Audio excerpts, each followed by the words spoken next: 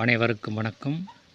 நம்ம இந்த பதிவில் அன்னை ஆதிமகா சரஸ்வதி வழங்கிய பிரபஞ்ச ஞானம் வளர்பிறை தசமி அருளுரையாக 5வது அருளுரையை பார்க்க இருக்கின்றோம். ஆதிமகா சரஸ்வதி அருளுரை 5 பிரபஞ்ச ஞானம் வளர்பிறை தசமி. ஓம் ஸ்ரீ ஆதிமகா சரஸ்வதியே போற்றி போற்றி. அன்பினால் நிறைந்திட்ட இப்பிரபஞ்சம் 9ஆய் பிளவுற்று 7 ரூபம் ஏற்று 5 பூதமாகி முப்பெரும் தொழிலாகி இறுதியில் ஒற்றை அணுவாய் ஒடுங்கியே செயல்புரிகின்றது. அன்பு மகளே, ஆறாவாரம் நிறைந்த கலியுகத்தினில் அன்பின் அருள் கடாட்சம் குன்றியுள்ளது. ஆதி மகா சரஸ்வதி எனும் நிலையில் நின்று யாம் அருளிடும் பிரபஞ்ச ஞானம் என்பது மனிதர்களை விழிப்படைய செய்திடும், அகங்காரம் நீங்கிடும், தூய மூல அன்பினை பெருக்கி விழிப்பாய் வாழ்ந்து ஆனந்தமாய் மடிந்து எல்லையில்லா ஒளி சக்தியோடு களப்புற உதவிடும். எனினும் மாயை அற்ற சூழலில் அமைந்துள்ள ஆன்மாவே எமது அருளுரைகளை ஏற்று விழிப்படையும். பிரபஞ்ச ஞானம் எனும் அற்புத நிலையின் மற்றுமொரு பரிணாமத்தினை யாம் இத்தருணத்தில் உணர்த்தியே அருளிடுவோம். திருஞானம் என்பது எல்லையற்ற ஞானத்தினை வெளிப்படுத்தியது. மனிதர்கள் எவ்விதம் வெற்றிட ஆற்றல்களால் இயக்கப்படுகின்றனர் எனும் சக்தியத்தினையே யாம் உணர்த்தினோம். இத்தருணத்திலும் வெற்றிடம் குறித்த ஓர் பிரபஞ்ச இயக்க இரகசியத்தினை வெளிப்படுத்துகின்றோம். ஆழமாய் உணர்வோர் உன்னத நிலைகளை எய்துவர். பிரபஞ்சம் என்பது எண்ணற்ற கருப்பொருட்களை உடையது. எனினும் அவையாவும் வசிப்பது வெற்றிடத்தினிலே என்றுணர்க. பிரபஞ்சத்தின் ஓர் உன்னத உருவாக்கும் சூரியன் எனும் கோளாகும். எனினும் சூரியன் என்பது படைக்கப்பட்ட பொருளாகின்ற காரணத்தினால் பிரபஞ்சத்தின் அங்கமாகின்றது. மனிதர்களும் இப்பிரபஞ்சத்தின் படைப்பு எனும் அங்கமே. அறிய வேண்டிய ஞானம் என்பது யாதெனில் இப்பிரபஞ்சம் என்பது ஓர் பூரண வெற்றிடம் என்பதாகும். அதனால் உருவாகிய அல்லது உருவாக்கப்பட்ட இருவேறு அங்கங்களே மூல படைப்புகள் ஆகும். படைக்கும் தொழில் என்பது இருவேறு நிலைகளில் நடைபெறும். ஒன்று சுயம்புவாய் உருவாகும் நிலை, மற்றொரு நிலை என்பது ஒன்றினால் மற்றொன்று உருவாக்கப்படும் நிலை.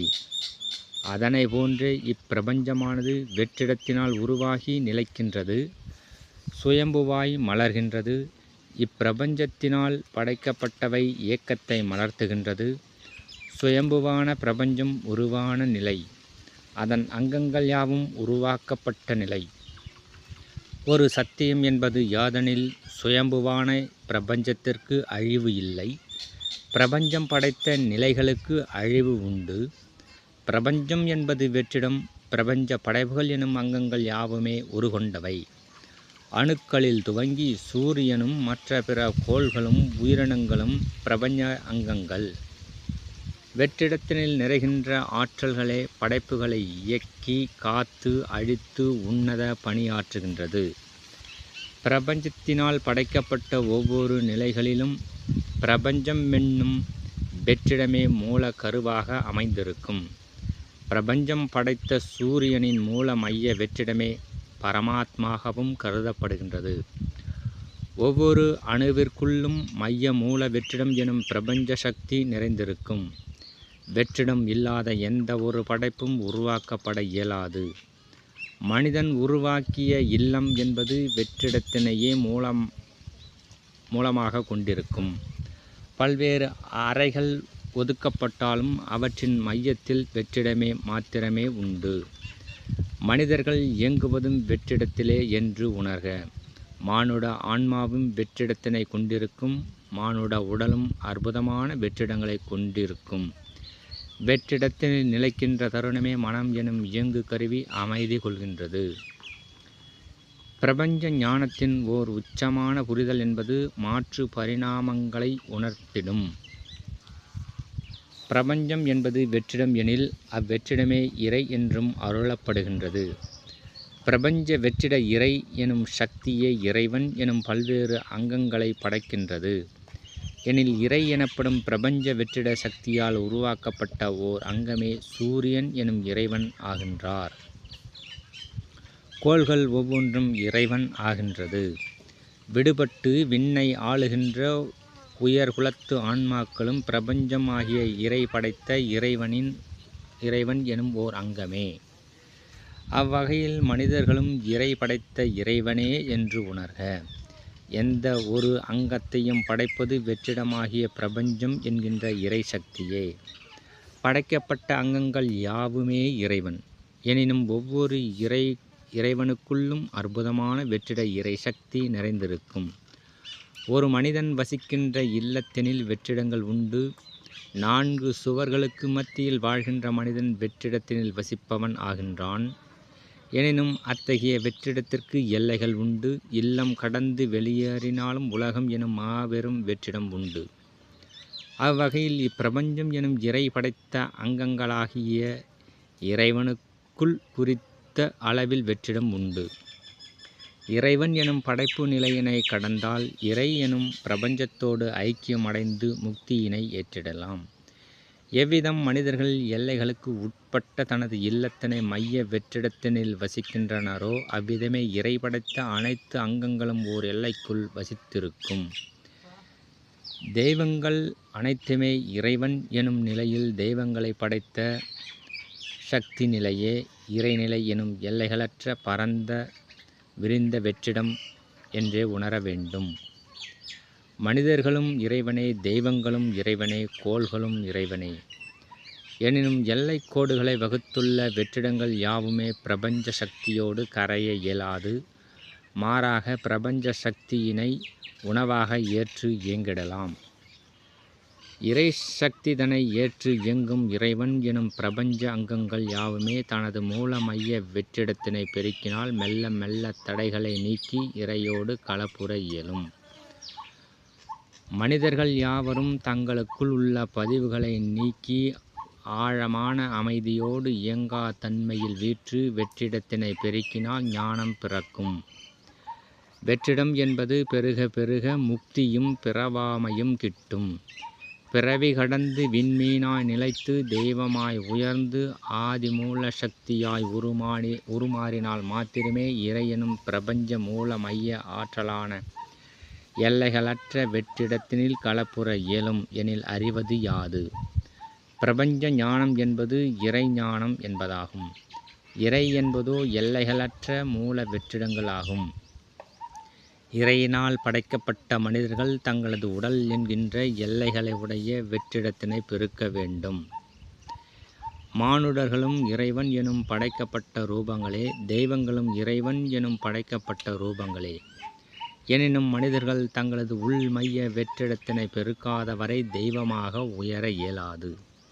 தெய்வங்களோ தங்களது உள்மைய வெற்றிடத்தை பெருக்கினால் மாத்திரமே இறைவன் எனும் நிலையிலிருந்து முற்றிலுமாக கரைந்து இறை எனும் பூரண வெற்றிடமாக மலர்ந்திடுவர்.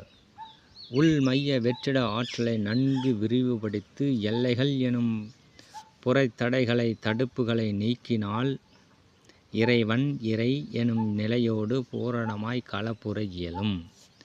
படைக்கப்பட்டவை யாவுமே படைத்த மூல ஆற்றலோடு கலந்து கரையும். இப்பிரபஞ்சம் எனும் சுயம்புவான வெற்றிட ஆற்றல் படைக்கப்பட்ட மிக உன்னத படைப்பு என்பது மனிதர்கள் எனும் நிலையாகும்.